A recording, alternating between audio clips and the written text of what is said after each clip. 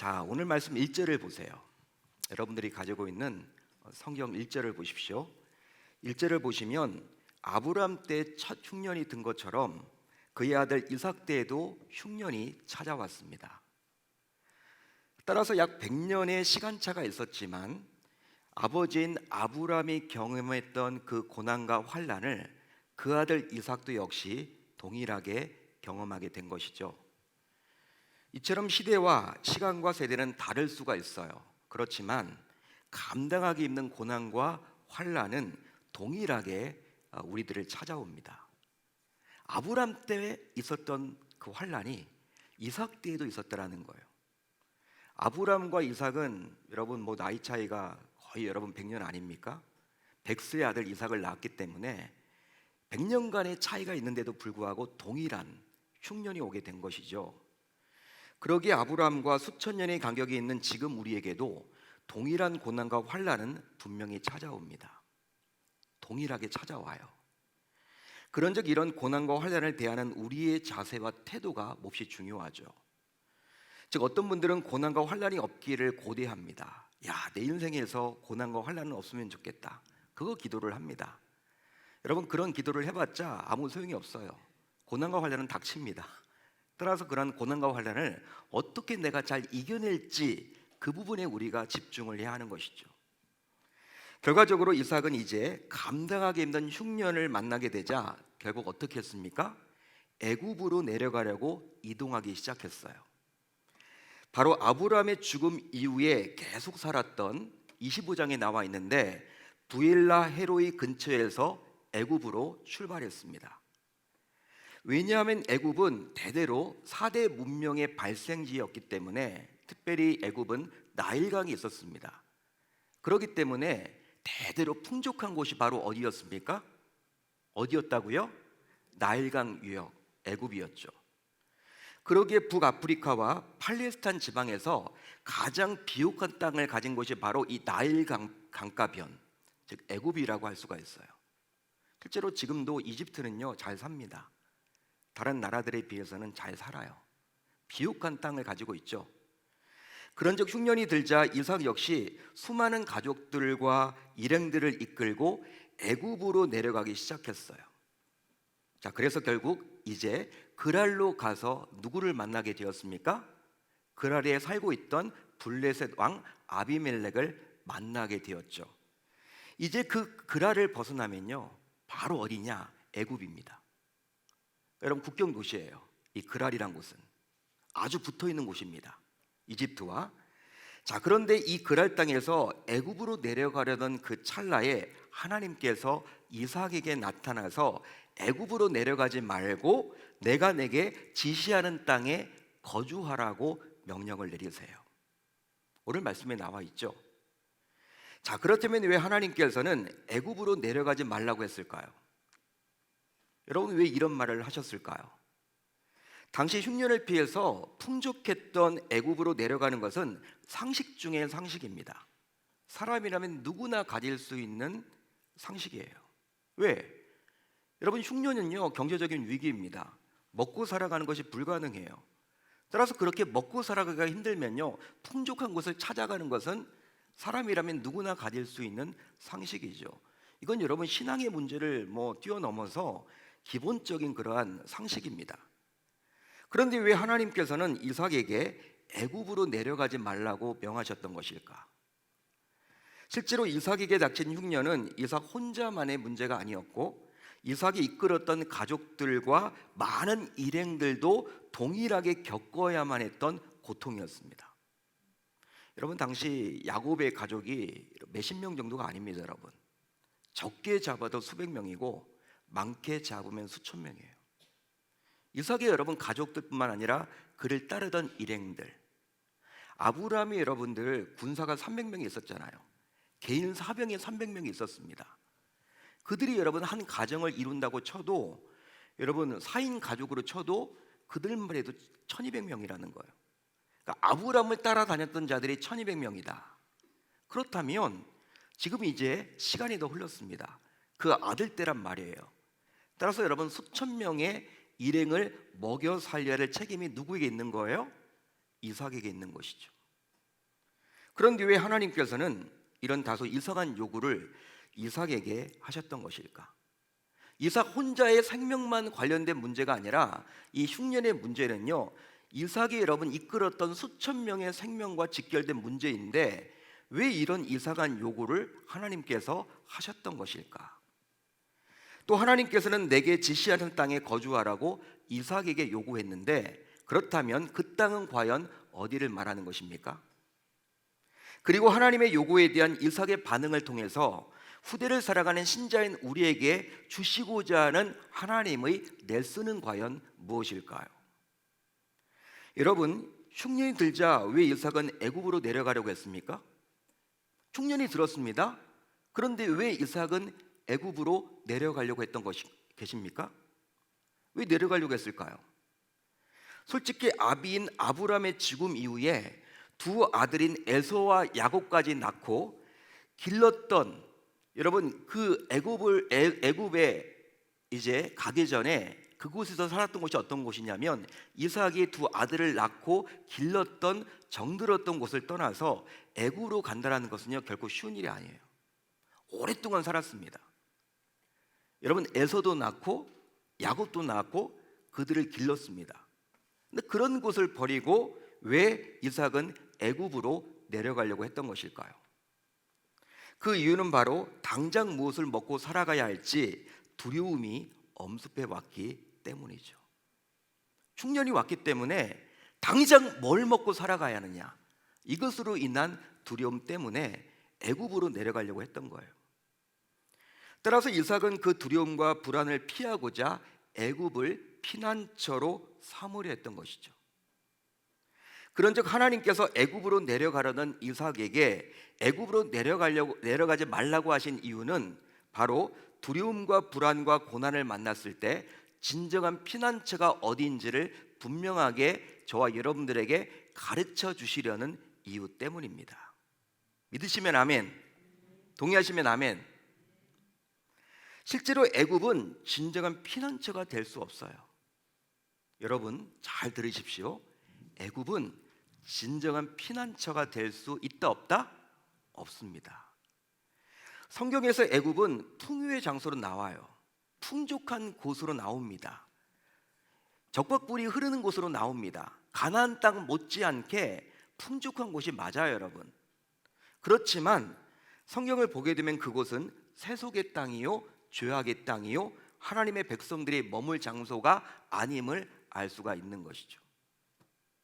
자, 그런데 더 큰 문제가 있는데 바로 그것은 무엇이냐면 이삭 역시 그 아비 아브람처럼 애굽에 내려가는 문제를 놓고 하나님께 기도하지 않았다라는 거예요. 어떻게 이런 것은 닮은지, 그 아비와 어떻게 이렇게 똑같은지. 아브람도 애굽에 내려갈 때 기도하지 않았잖아요. 그런데 그런 기도하지 않았던 모습, 아직 이삭이 태어나기도 전입니다. 이삭이 본 적도 없어요. 봤으면 여러분 아버지를 닮았다 그렇게 할 텐데 어떻게 유전자를 타고 났는지 몰라도 여러분 이게 말도 안 되는, 아버지처럼 애굽에 내려갈 때 그 중요한 장소, 중요한 시간에 그 중요한 문제를 해결할 그 상황을 놓고 하나님께 기도하지 않았습니다. 그래서인지 이삭은 흉년이 들어 애굽에 내려가면서도 결코 기도하는 모습을 전혀 보이지 않아요. 오늘 말씀을 보게 되면 한마디로 이삭은 하나님께 묻지 않았죠. 묻지 않습니다. 자, 그러다 보니 이삭은 급한 마음에 오로지 주변 사람들처럼 되는 대로 움직였어요. 주변 사람들처럼, 즉 하나님을 의지하지 않았던 것이죠. 여러분 애굽에 내려가는 문제가 여러분 중요합니까? 중요하지 않습니까? 중요하죠. 중요한데도 불구하고 묻지 않아요. 하지만 분명한 것은 하나님을 믿는 신자라면 아무리 감당하기 힘든 위기로 인해서 두려움을 만나게 되더라도 급한 대로 자신의 멋대로 움직이는 인생이 되어서는 결코 아니 될 줄로 믿습니다. 그렇습니다. 이삭은 기도하지 않고 움직였어요. 바로 흉년이란 두려움과 불안함이 그가 기도하지 못하도록 막았던 것이죠. 흉년이란 문제로 인해서 생긴 두려움과 이 불안이 기도하지 못하도록 옥죄었던 거예요. 그 결과 기도가 막히면 모든 것이 막히게 되듯이 결국 이삭은 하나님의 말씀을 듣지 못합니다. 그래서 자신의 생각대로 움직여 버렸던 거예요. 하지만 그런 이삭에게 하나님께서는 애굽으로 내려가지 말라라고 말씀하셨죠. 물론 부엘라 헤로이에서 그랄로 이동하는 내내 하나님께서는 이삭이 기도하기를 기다렸습니다. 그랄까지 왔어요. 이제 그랄을 벗어나면 바로 애굽인데 아직까지도 기도를 하지 않으니 하나님이 이제 급하신 거예요. 그래서 어떻게 했느냐? 바로 이 이삭에게 나타나서 말씀하십니다. 알아듣질 못하니까 친히 나타나서 말씀하세요. 바로 어떻게 말씀하십니까? 애굽으로 내려가지 말라. 따라서 이런 하나님의 요구는 바로 너의 평안, 너의 행복, 너의 형통을 너의 방식, 너의 생각, 너의 결정으로 찾지 말라는 거예요. 할렐루야, 할렐루야. 그런즉 이삭이 가려 했던 길을 막았던 하나님께서 종종 내가 가는 길도 막을 때가 있습니다. 이삭이 그렇게 가고 싶어 했던 애굽을 가지 못하도록 막았던 하나님께서는 지금도 여전히 내가 하고 싶은 일을 막을 때가 있다라는 거예요. 그러기에 내가 종종 하고 싶은 것이 막히는 것도 어떤 의미에서 볼 때 은혜일 수도 있다라는 것이죠. 내가 가면 죽어요, 여러분. 하나님이 막으시는 거죠. 근데 우리는 여러분 하나님을 오해해요. 착각해요. 내가 이렇게 기도했는데 왜 응답이 없느냐? 여러분 응답 주셨다가는요, 내가 망하니까, 내가 더 어려워지니까, 내가 여러분들 우리의 미래를 다 알고 계시는 하나님께서 나에게 여러분 그걸 주셨다가는 망할 것 같으니까 안 주시는 건데, 우리는 여러분 하나님을 착각하고 오해하죠. 내가 원하는 방법대로 안 된다라는 이유로. 그게 아니라는 것이죠. 그런즉 하나님께서는 이삭에게 말씀하사 오직 하나님이 지시하신 땅에서 하나님의 방법인 말씀을 통해 흉년과 같은 삶의 문제를 해결하려고 촉구하십니다. 여러분 믿으시면 아멘, 동의하시면 아멘. 자, 그렇다면 하나님이 이삭에게 거주하라고 지시하신 땅은 과연 어디를 말하는 것일까요? 하나님이 지금 말씀하고 계시죠. 이삭에게 애굽으로 내려가지 말고 내가 내게 지시할 땅에 거주하라라고 명령하셨어요. 그 땅은 과연 어디라는 거예요? 바로 하나님께서 아브라함을 처음 부르시면서 약속하셨던 가나안 땅을 말합니다. 가나안 땅을 말하는 거예요. 하나님께서 오늘 말씀 3절로 4절을 통해서 이삭이 가나안 땅에 머물게 될 때 과연 어떤 복을 받게 될지에 대해서 분명히 약속을 해주고 있거든요. 자, 오늘 말씀 3절로 4절을 우리 한번 같이 읽어볼까요? 같이 읽습니다. 시작. 이 땅에 거류하면 내가 너와 함께 있어 내게 복을 주고 내가 이 모든 땅을 너와 내 자손에게 주리라. 내가 내 아버지 아브라함에게 맹세한 것을 이루어 내 자손을 하늘의 별과 같이 번성하게 하며 이 모든 땅을 내 자손에게 주리니 내 자손으로 말미암아 천하 만민이 복을 받으리라. 아멘. 이삭이 하나님께서 명하신 그곳에 머물게 되면 받을 그 축복이에요. 그곳은 바로 어디냐? 바로 가나안 땅입니다. 그 아버지 아브라함에게 주시겠다고 약속했던 그 땅을 말하죠. 그런즉 가나안 땅은 하나님의 백성들에게 약속된 축복이요 언약을 상징합니다. 그러기에 가나안 땅은 바로 구원의 땅이요 은혜의 땅이요 축복의 땅인 셈이죠. 할렐루야, 할렐루야. 자, 그렇다면 이런 하나님의 요구에 대해서 이삭은 과연 이제 어떤 결정을 내렸을까요? 어떤 결정을 내렸을까요? 바로 즉각 순종해서 애굽에 내려가는 대신에 가나안 지경인 그랄에 그대로 머물게 되었습니다. 어디 나와 있습니까? 6절에 나와 있죠. 이렇게 나와 있습니다. 이삭이 그랄에 거주하였더니. 국경 도시를 넘지 않았다라는 거예요. 그랄에서 이제 가면 바로 애굽인데 그냥 그 가나안 지경인 그랄에 머물게 되었습니다. 순종한 거죠. 자, 그러면 이제 하나님의 말씀에 순종했기에 이삭은 진정한 피난처에 거하게 된 것일까요? 여러분 어떻게 생각하십니까? 어떻게 생각하십니까? 말씀에 지금 순종해서 하나님의 애굽에 내려가지 말라고 했잖아요. 그리고 내가 내게 지시할 땅에 머물라라고 했는데 그거에 지금 다 순종을 했거든요. 그렇다면 진정한 피난처에 지금 머물게 된 것일까? 도달하게 된 것일까요? 여러분 어떻게 생각하십니까?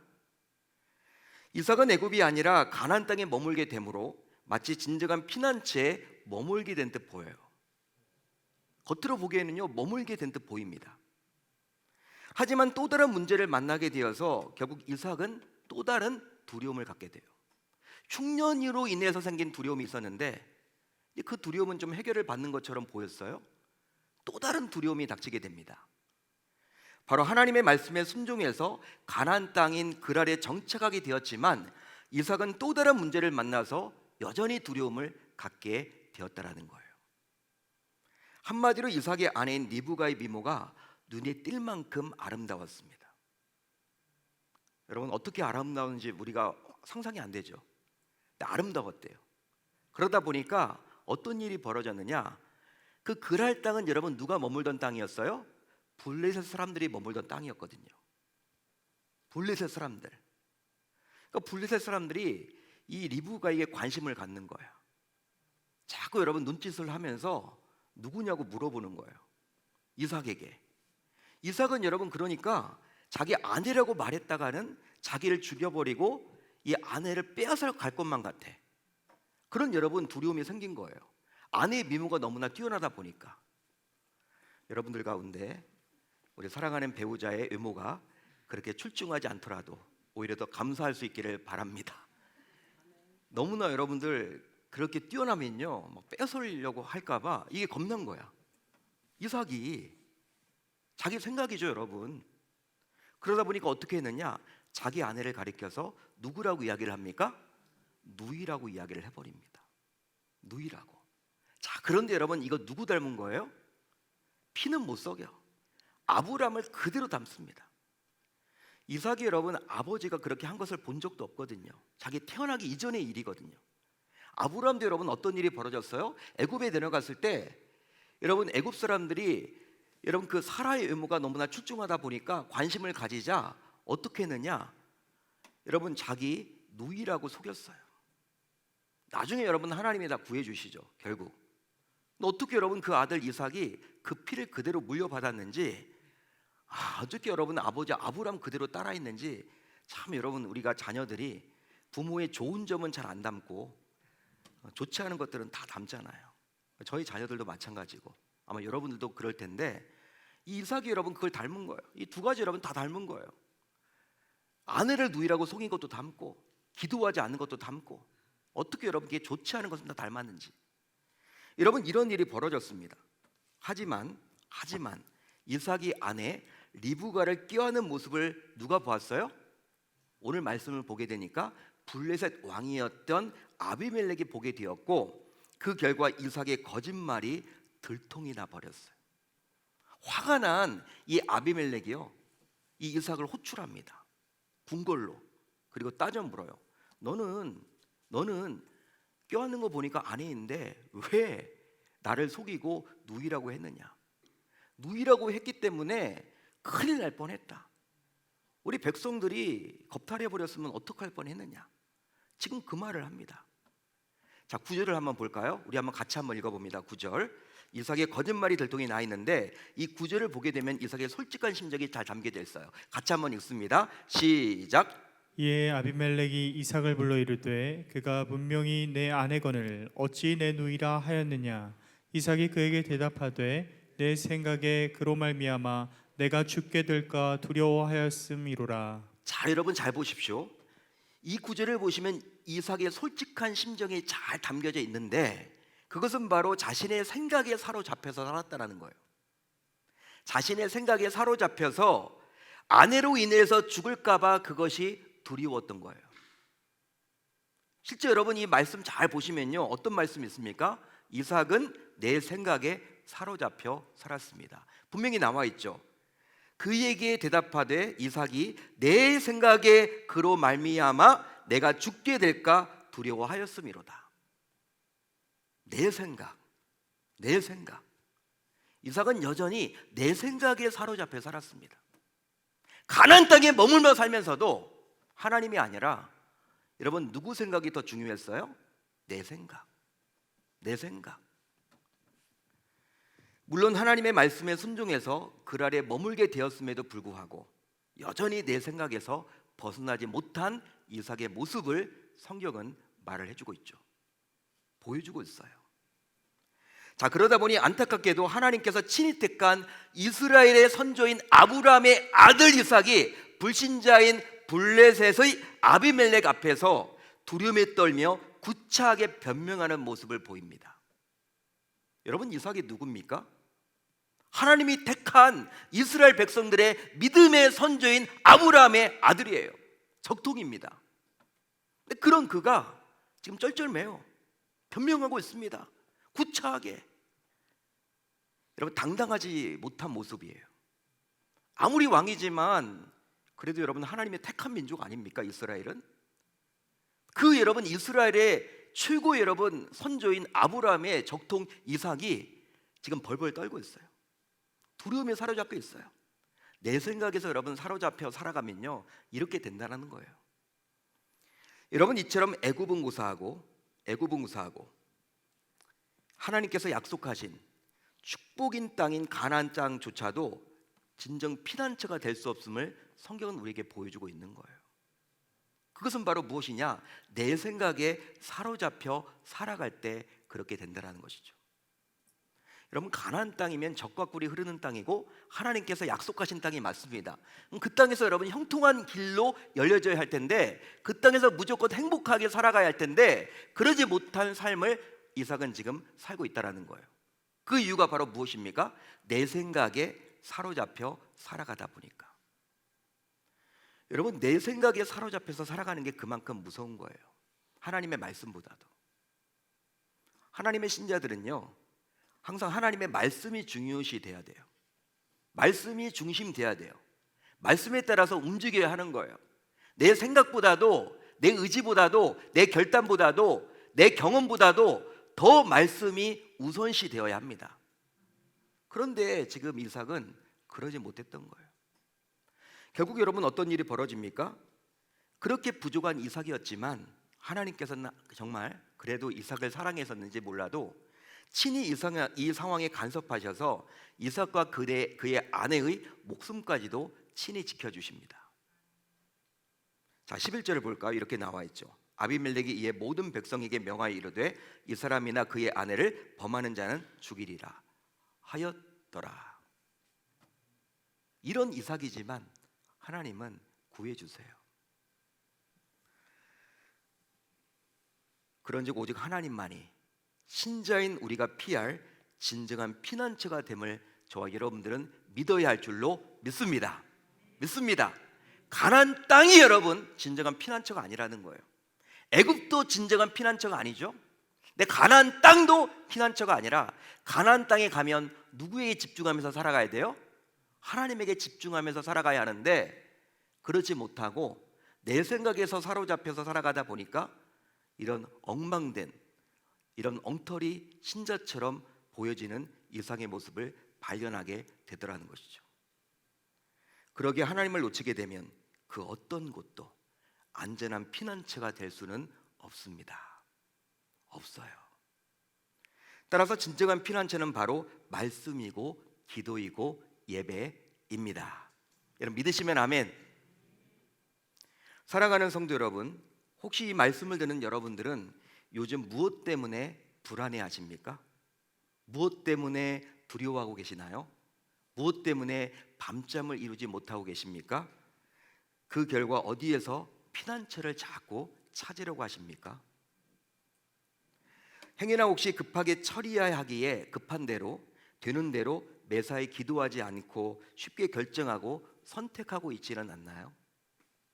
우린 여러분 어떤 문제를 만나면요 그 문제를 해결해야 한다는 그 이유 때문에 그 문제가 여러분 해결받아야 된다는 그 문제 때문에 정작 중요한 하나님의 뜻을 놓칠 때가 많아요. 그렇습니다, 진짜. 마치 오늘 말씀에서 보여지는 이삭처럼 말이죠. 흉년이 발생했다라는 거, 문제가 발생했다라는 거, 그거 문제 해결해야 된다라는 그것 때문에 정작 중요한 기도도 놓쳐요. 우리도 여러분 마찬가지입니다. 어떤 문제에 매몰되면요, 기도가 잘 안 나와요. 그 문제가 크게 보이다 보니까 그 문제로 인해서 생기는 두려움 때문에, 불안 때문에, 공포 때문에, 촉박함 때문에 기도를 못해요. 자, 그러다 보니 후회하고 아쉬워하고 시간만 낭비하고 계시지는 않나요? 더욱이 하나님을 믿는다면서도 여전히 내 생각만 앞세우고 계시지는 않습니까?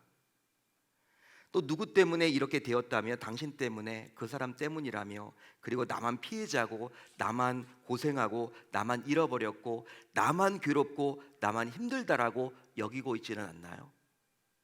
나만.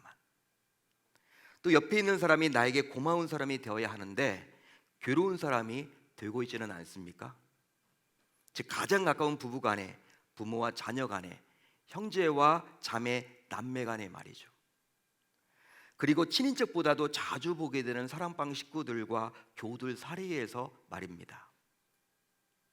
하지만 분명히 말씀드리면 진정한 피난처는 오직 여호와 하나님 한 분뿐이십니다. 여러분 믿으시면 아멘. 따라서 우리 모두 하나님 안에 머물러야 하는 거예요. 하나님 안에 머물러야 합니다. 그런즉 은혜 안에 머물러야만 하는 거예요. 그리할 때 두려움이 아니라 진정한 평안을 누리면서 살아갈 수 있습니다. 여러분, 하나님의 말씀에 순종했는데도 불구하고 이삭이 또 다른 문제를 만났잖아요. 그런데 그 문제는 하나님이 주신 문제가 아니에요, 여러분. 하나님이 주신 문제가 아닙니다. 자기 스스로 생각을 그렇게 한 거예요. 자기 스스로. 내 아내가 너무나 예쁘니까 이들이 관심을 갖네? 나 죽여버리면 어떨까? 여러분, 일어난 일도 아니에요, 여러분. 일어날 수도 있지만 일어나지 않을 수도 있는 일인데 그 생각에 사로잡히니까 이 이삭이 그때까지도 기도하지 않습니다. 하나님께 매달리지 않습니다. 고민하지도 않습니다. 자기 생각에 여러분 사로잡혀서 두려움에 떨고 있어요. 거짓말까지 합니다. 어떻게 여러분 아내를 누이라고 속입니까? 그게 여러분 안 밝혀질까요? 하나님이 여러분 다 낱낱이 드러내잖아요. 그게 여러분 이삭의 모습이었더라는 거예요. 그러기에 이제부터 우리 모두 자신에게 닥친 문제 앞에서 자기의 생각으로 지레 겁부터 먹지 말고, 두려워하지 말고, 안 된다고 포기하지 맙시다. 왜냐하면 내 생각엔 죽을 것만 같고, 망할 것만 같고, 안 될 것만 같아도 하나님은 자신의 방법으로 우리의 인생을 반드시 지켜주시고 보호해 주시기 때문이죠. 즉, 하나님은 우리의 생각과 예상과 예측을 항상 뛰어넘는 은혜의 방법으로, 그분만의 방식으로 우리를 인도하고 보호해 주십니다. 따라서 저와 여러분들 모두 이제부터 흉년과 같은 감당하기 힘든 문제 앞에서도 그 문제를 피하려고 하기보다는, 그 문제에서 벗어나려고 하기보다는 그 문제의 답을 알고 계신 하나님을 진정한 피난처로 삼아야 할 줄로 믿습니다. 그분에게 여러분 들어가야 하는 거예요. 그분에게. 그런즉 저는 이 금철이야말로 한 주간 동안 생긴 다양한 문제에서 벗어날 수 있는 진정한 피난처라고 확신합니다. 바로 이 금철에 나와서 찬양하고 기도하고 말씀을 듣는 도중에 진정한 피난처인 여호와 하나님을 만날 수 있기 때문이죠. 따라서 진정한 피난처인 이 금철이야말로 인생의 흉년을 해결할 수 있는 하나님의 방법임을 우리 모두 기억할 수 있어야 할 줄로 믿습니다. 그러기에 이제부터 진정한 피난처인 금철에 우선순위를 두고 삶을 살아보겠다라고 다짐하고 결단하는 저와 여러분들이 다 되실 수 있기를 우리 주님의 이름으로 축원합니다. 진정한 피난처는 하나님의 품입니다. 진정한 피난처는 눈에 보이는 장소가 아니에요. 눈에 보이는 사람이 아닙니다. 눈에 보이지 않지만 우주 만물을 창조하시고 지금도 통치하시고 친히 다스리시는 만왕의 왕 여호와 하나님 한 분뿐이라는 사실을 우리 모두 기억하고 이 금철에 나와서 한 주간 동안 다양한 문제들을 만나잖아요. 그 문제의 키를 가지고 있는, 열쇠를 가지고 있는, 맞는 키를 가지고 있는 그분에게 피해 버리는 여러분들 다 되실 수 있기를 바랍니다. 그분의 방식대로 해결해 주실 거예요. 이삭이 여러분 참 안타깝죠. 그렇지만 여러분 이렇게 이삭이 점점 신앙이 점점 자라고 있는 거예요. 여러분 처음부터 이삭이 그냥 우리가 알고 있는 그 이삭이 아닙니다. 이런 과정들을 다 밟았기 때문에 우리가 알고 있는 그 위대한 이삭으로 거듭날 수 있었다는 사실을 기억하시고, 우리의 신앙이 비록 약하고 연약해 보이더라도 이런 과정을 밟고 일어서기만 한다면 저와 여러분들 모두 아브라함의 하나님, 이삭의 하나님, 야곱의 하나님이 저와 여러분들의 하나님이기 때문에 저와 여러분들도 아브라함의 그 믿음, 이삭의 믿음, 야곱의 믿음의 지경에 이르도록 우리도 성장하게 되리라 저는 확신합니다. 그렇게 한번 살아가겠다라고 다짐하고 결단하는 저와 여러분들이 다 되실 수 있기를 우리 주님의 이름으로 축원합니다.